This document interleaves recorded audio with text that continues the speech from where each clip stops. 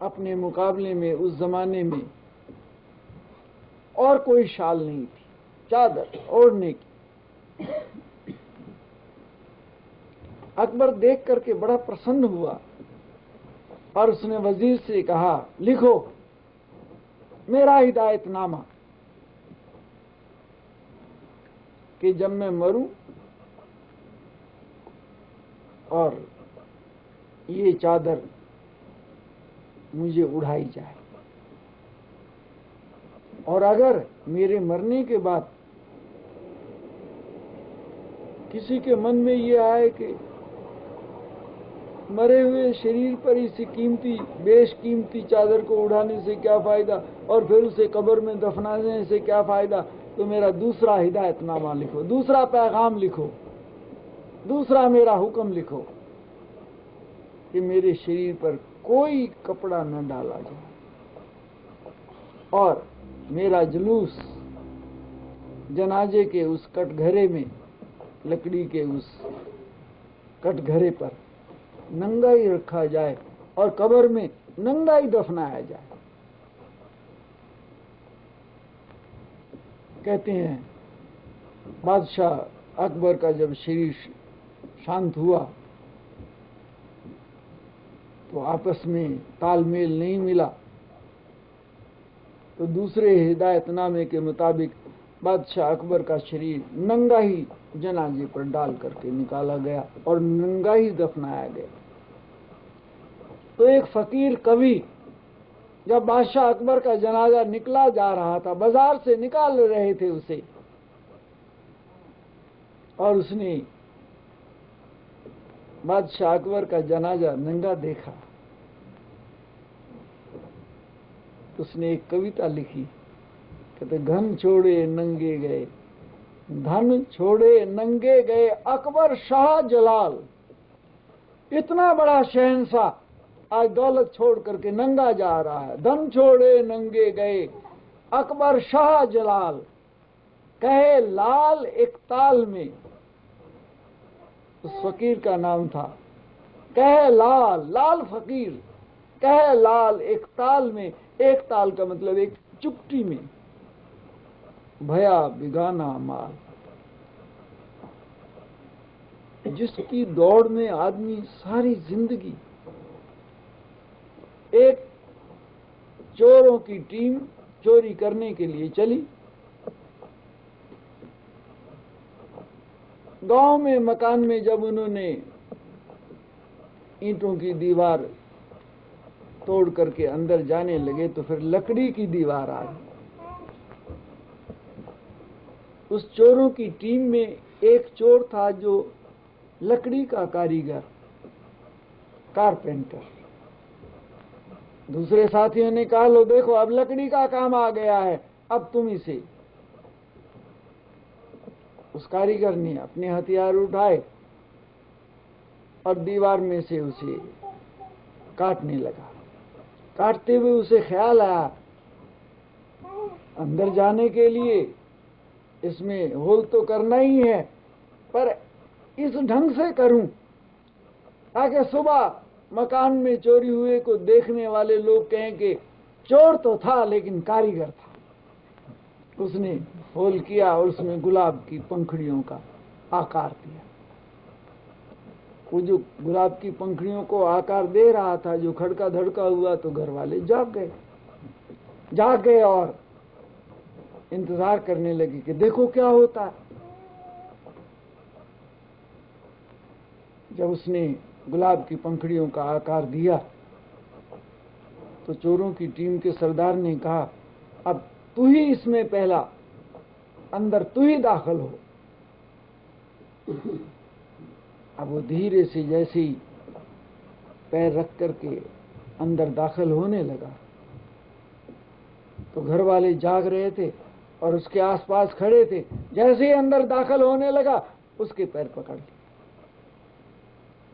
बाहर वालों ने देखा घर वाले जाग गए हैं और पैर पकड़ लिए, उन्होंने पीछे से दोनों हाथ और सिर पकड़ लिया।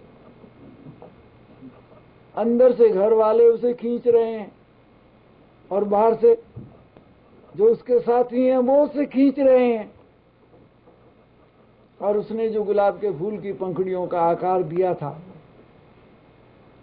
उससे वो रगड़ लग रही है। और ये उदाहरण इस बात का प्रतीक है कि ये खुद ही फंसता है, गुलाब की पंखुड़ियां बनाकर, और खुद ही फंस जाता है, और इसका अपना ही बनाया हुआ रास्ता इसे अपना ही रोने के लिए छोड़ जाता है। ये संसार ऐसा उलझन से भरा हुआ है कि जहां ये सुख की तलाश में फूल की पंखुड़ियां बनाकर तैयार करता है, वही पंखुड़ियां वहीं बैठ करके इसे रोना पड़ता है। इसलिए मंजिल के नजदीक जाकर ये पछताने लगता है। इसे उस वक्त होश आती है जब जिंदगी समाप्त होने लगती है। उस वक्त इसे ख्याल आता हो, सोचा था कुछ लेकिन हो गया कुछ। यहां शुरू में इस बात के लिए कि ध्यान दो, अगर जिंदगी उलझन से शुरू की और उसे ठीक ढंग से हमने समझा नहीं, तो ये उलझन ही हमारी जिंदगी के लिए उलझन बन जाती है। जिंदगी उलझकर मरने के लिए नहीं, और जिंदगी इस संसार की चीजों को छोड़कर कहीं भागने का नाम भी नहीं। उपनिषद कहता है, तेन त्यक्तेन भुंजी था मागृधय कस्य सुधनम ईसो वासमिदम सर्वम यत् किंचित जगत्याम जगत। रोने का नाम संसार नहीं है, भागने का नाम संसार नहीं है, समझने का नाम समझो। जिस चीज को तुम नहीं समझ पाए, बस भगवान समझने की चीज है। हम समझ गए, संसार आसान हो गया। हमने भगवान को नहीं समझा, संसार मुश्किल हो गया। और भगवान को समझने के लिए ये जरूरी नहीं कि 4 वेदों का अध्ययन करो फिर भगवान समझ में आए, 108 उपनिषद पढ़ो फिर भगवान समझ में आए, सारी रामायण याद करो फिर भगवान समझ में आए, सारी गीता याद करो फिर भगवान समझ में आए। भगवान को समझने के लिए भीतर उतरने की जरूरत है, अंदर झांकने की जरूरत है। इस मन के आईने को, मन के शीशे को साफ करने की जरूरत है। इस पर जो पड़ा हुआ धूल मिट्टी, इसे साफ करने की जरूरत है। उपनिषद में लिखा, तज्ज्योति परम ज्योति समम समस्तैर अनंत पर्याय दर्पण तल इव सकला प्रतिफलती पदार्थ मालिका यत्र। गीता के अंत में भगवान कृष्ण कहते हैं, यत्र योगीश्वर कृष्णे यत्र पारद धनुर्धरे तत्र श्री विजयो भूतिर ध्रुवा नीतिर मतिर्मम। तज्ज्योति परम ज्योति समम समस्तैर अनंत पर्याय। तो मन के शीशे को मांझ लो, आंज लो, इसे साफ कर लो, सारा संसार इसमें झलकेगा, सारा संसार इसमें प्रतिबिंबित होगा।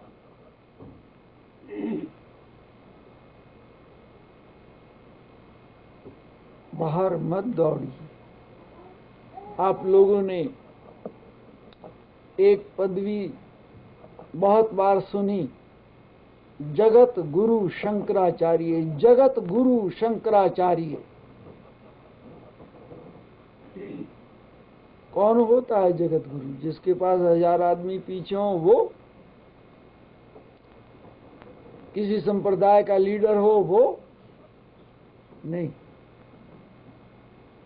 ये मन में जगत रहता है, मन में सारा संसार बसता है, सारे संसार की कल्पना मन में बसती है। अगर हम मन के गुलाम हैं तो संसार के गुलाम हैं, और अगर हमने मन को गुलाम बना लिया जगत के गुरु हैं।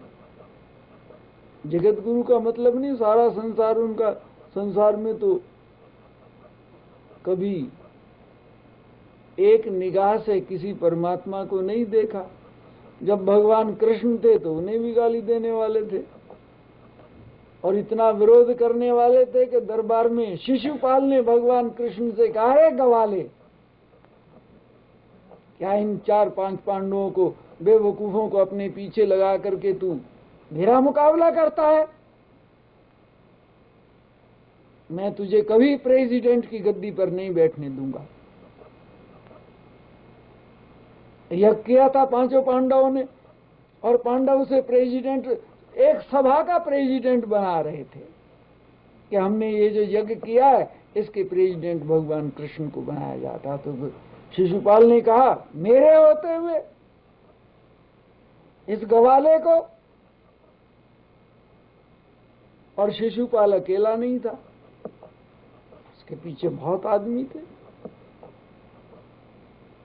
कृष्ण को भी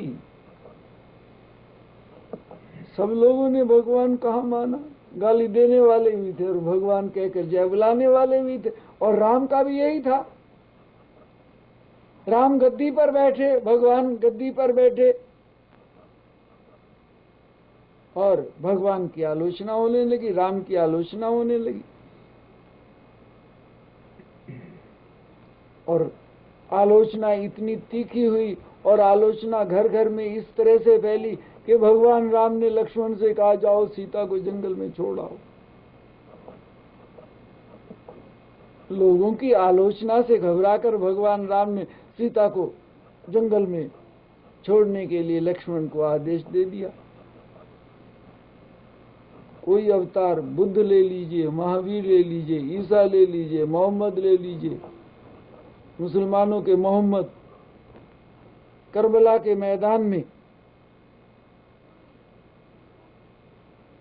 जिस्म के छोटे छोटे टुकड़े करके कत्ल कर दिया। उनका इतना बड़ा विरोध था, एक शरीर के 2 टुकड़े नहीं, छोटे छोटे टुकड़े करता। मुसलमान लोग जब ताजिए निकालते हैं तो वो छाती पीटते हैं, कहते हैं, हाय हुसैन हम ना हुए, हाय हुसैन हम ना हुए, हम होते तो आपको कटने ना देते। दुनिया का कोई पैगंबर ले लीजिए, कोई ऐसा पैगंबर आज तक नहीं हुआ कि जिसका संसार में समर्थन हो और विरोध ना हो।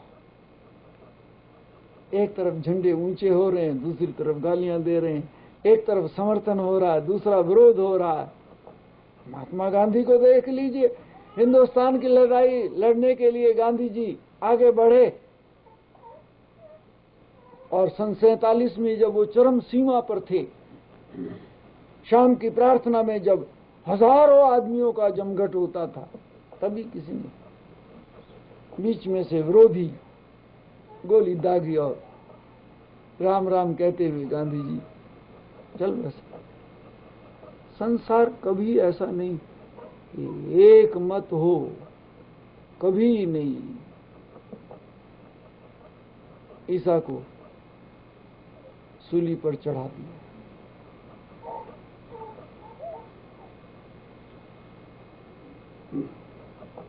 एक भगवान राम को छोड़कर संसार के जितने अवतार हुए हैं, भगवान राम को छोड़कर, राम सहज मौत से शरीर त्यागा और सहज उनका जन्म हुआ। जन्म के समय भी वो सहज भाव से जन्मे और शरीर त्यागा तो सहज भाव से। वरना संसार के सारे अवतारों को देखो, भगवान कृष्ण को देखो। भगवान कृष्ण ने जब शरीर त्यागा तो एक शिकारी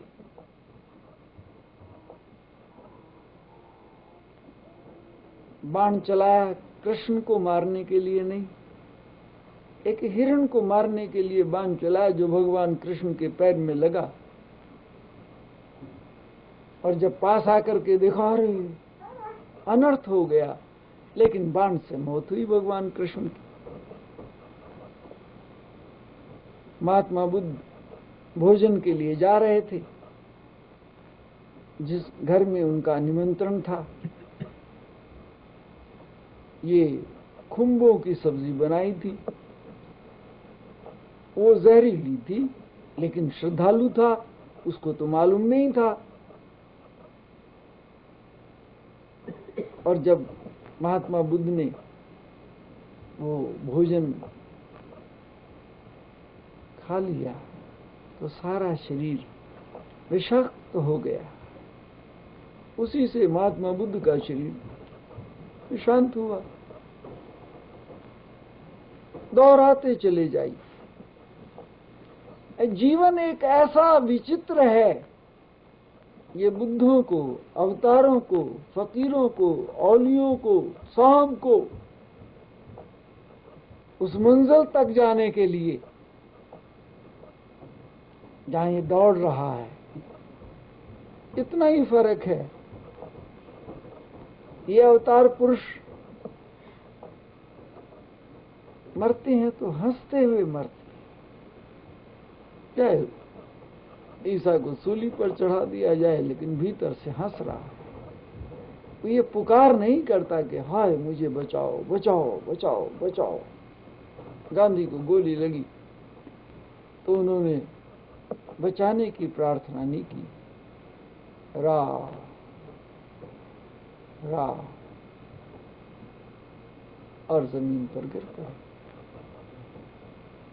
संसार का उलझा हुआ प्राणी और ये सुलझे हुए प्राणी, इनमें इतना ही अंतर होता है। जो संसार का उलझा हुआ प्राणी है वो पछताता हुआ मरता है। उसे लगता है कि जिंदगी इतनी बड़ी लंबी दौड़ का नाम उलझन भरी हुई, और जिसे तूने सुख की मंजिल समझा था, ये सुख की मंजिल तो नहीं। जिंदगी की दौड़ इसी तरह से होती है। आदमी पहले सोचता है बहुत सारी डिग्री हासिल करके मैं बिल्कुल सुखी हो जाऊंगा, लेकिन जब बहुत सारी डिग्री हासिल कर लेता है, लोग तो कहते हैं वाह भाई वाह भाई वाह, बहुत अच्छा किया, कमाल कर दिया, टॉप पर पहुंचा। लेकिन वो फील करता है ऐसा जैसे लोगों की बात को हाँ करते हुए भी उसे ऐसा लगता है कि कुछ नहीं हुआ।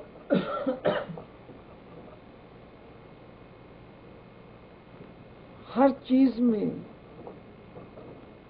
दूसरे समझते हैं कि इसने मैदान मार लिया, लेकिन जो मैदान मार रहा है वो भीतर से ऐसा लग रहा है कि उसे अधूरापन लग रहा है। हर चीज में उसे अधूरापन लग रहा है। आदमी समझता है मन के मुताबिक शादी हो जाए तो आदमी सुखी हो जाएगा। और जरा राम को देखिए, भगवान राम को देखिए, कैसी मन के मुताबिक शादी हुई।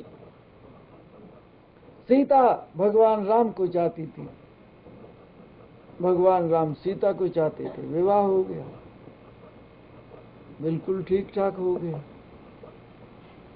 लेकिन मन के मुताबिक शादी होने के बाद फिर क्या हुआ? मंजिल तय नहीं हुई। अभी शादी की धूमधाम चल ही रही थी कि वरदान आ गए और कहा देखो यहाँ ये सुखी जीवन व्यतीत करके घर में बैठने के लिए नहीं। कैकेयी के वरदान आकर खड़े हो गए और दशरथ से कहा, या तो मेरे प्राण जाएंगे और या राम वन में जाएंगे। सीता जी साथ चली गई। मन के मुताबिक शादी होने से भी काम नहीं चलता। और फिर 14 वर्ष पूरे ना हुए तो रावण जानकी जी का अपहरण करके ले गया। मन के मुताबिक शादी होने के बाद भी मंजिल तय नहीं हुई और फिर घोर युद्ध हुआ। लक्ष्मण को शक्ति बाण लगा। एक और सीता रावण के यहां बैठी हुई है, उसे लाने के लिए राम का मन तड़प रहा है। दूसरी ओर भाई राम रो रहे हैं कि भाई गंवा करके अगर पत्नी मुझे मिल भी गई, क्या मुंह लेकर दिखाऊंगा, माताओं से क्या कहूंगा जा करके। पिता तो पहले ही चले गए, क्या मुंह लेकर दिखाऊंगा। भगवान राम रो रहे हैं। हनुमान जी ने सरजीवन बूटी ला करके लक्ष्मण को राजी कर दिया। सीता जी को ले आए। अब भगवान राम कहते हैं, अग्नि परीक्षा दो, मंजिल कहीं तय होती है। युद्ध किया, सीता को ले आए, रावण को मार दिया। सीता को अग्नि परीक्षा देनी पड़ी। अग्नि परीक्षा में सफल हो गए और वापस लौट आए अयोध्या में। तख्त पर बैठे, आपको मालूम है, तख्त पर बैठे और चंद दिन के बाद ही भगवान राम को सीता को जंगल में ले जाकर के छोड़ देना पड़ा। राम इधर अकेले हो गए, सीता जी उधर अकेली हो गई। मन मिलने के बाद, शादी होने के बाद जो आदमी पछतावा करता रहता है कि मन मिलती शादी नहीं हुई इसीलिए दुखी रहे। अरे जो मन मिलते हुए शादी हो गए, उन भगवान राम को देख लो। और इससे बड़ा उदाहरण तो हमारे इतिहास में और दूसरा कोई नहीं। फिर राम मनाने के लिए गए सीता जी को। जरा पिक्चर देखिए हमारे इतिहास की।